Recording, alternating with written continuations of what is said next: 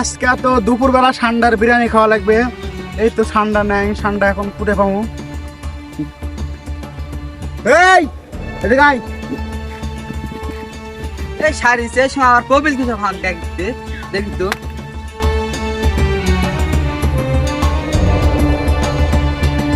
জি কপিল বলেন। এই সান্ডার মাংস ফুরে গেছে, বুঝতে পারছো?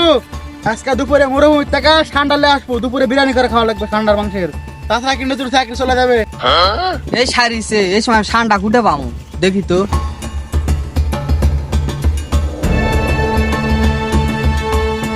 দেখি তো জঙ্গলে ঠান্ডা থাকার কথা, ঠান্ডা আছে নাকি? তাহলে লাইট হলে ভালো হয়।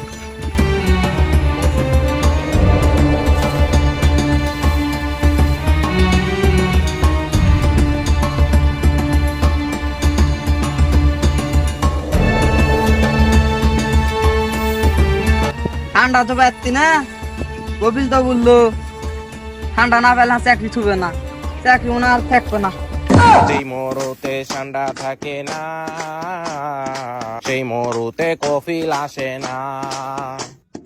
কফিলের মনটা ঠান্ডাতে ভরা, কফিলের মনে শুধু ঠান্ডাতে ভরা।